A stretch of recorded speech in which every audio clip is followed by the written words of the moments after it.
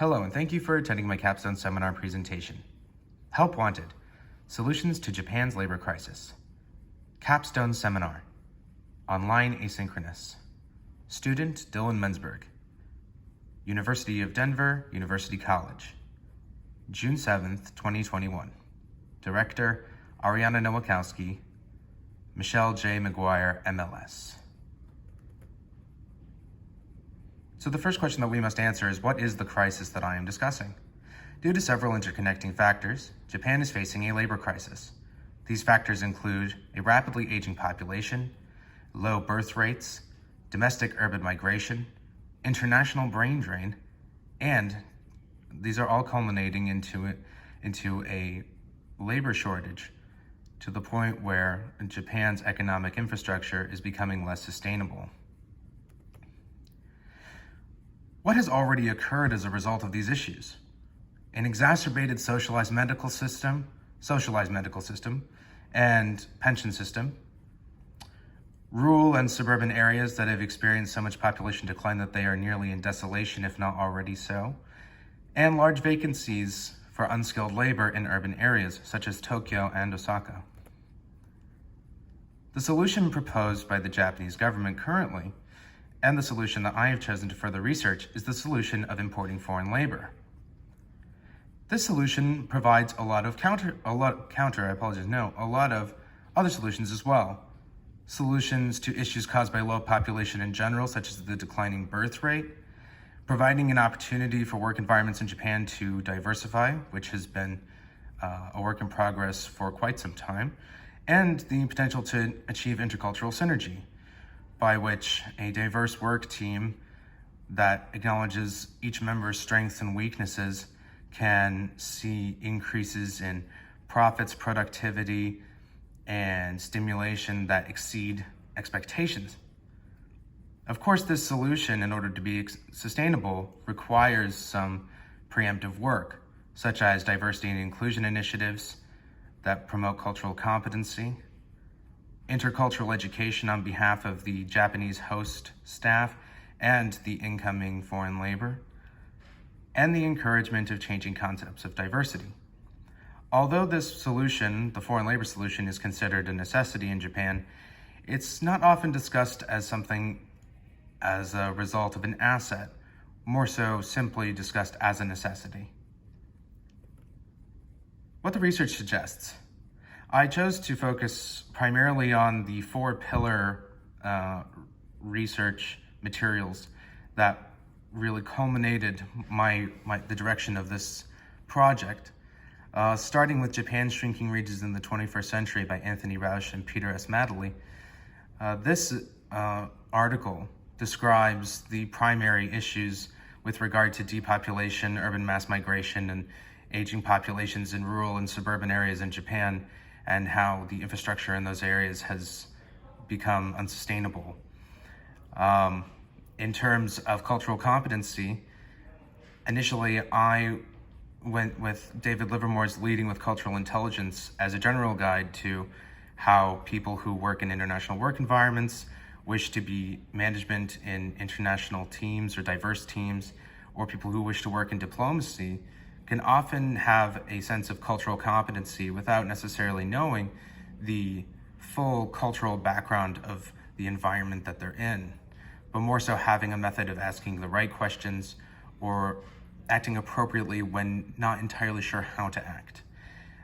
Furthermore, I used Mark Kaplan's and Madison Donovan's book, The Inclusion Dividend, in terms of expressing how diversity is an asset to a country that has been quite adverse to the diversification of its work environments, where oftentimes, much like Japan, diversity has been seen as filling quotas or out of necessity.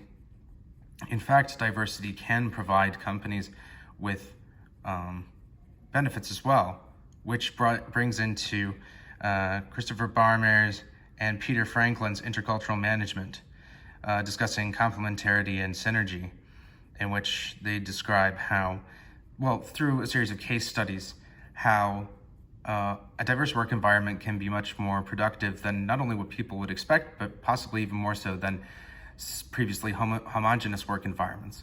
simply because of the diversification of perspectives and strengths and weaknesses. How does this apply in my professional life? In my professional career in Japan, I have worked both on the corporate side and the academic side of English dispatch companies. I have worked in Japan for 5 years. And beyond my career as a teacher and working in the corporate aspect of the dispatch company, I also have further interest in doing academic research on the collegiate level in terms of Japan's approach to its changing labor force, diversity and inclusion, and intercultural exchange. In my experience in the academic side of my work, I've often been asked to work with Japanese English teachers. And in classrooms where we do what we call team teaching, the Japanese English teacher is present, as am I, and what we provide to the classroom are entirely different things. The Japanese teacher is able to translate in English words and concepts into Japanese and also provide a Japanese cultural context to foreign concepts. Whereas I'm able to provide a native English speaker's perspective, a foreign person's perspective in a room primarily full of Japanese people, and I'm able to provide an opportunity to interact with a foreign person where there was possibly not an opportunity before. Now, the Japanese English teacher and myself could adequately teach classes separately. And working together does not necessarily guarantee synergy. However, when we assess each other's strengths and weaknesses in the classroom and develop our boundaries and our concepts of what each of us is going to provide, we're often able to provide a conducive learning environment for our students. This, in my opinion, would be a synergetic relationship based in cultural diversity.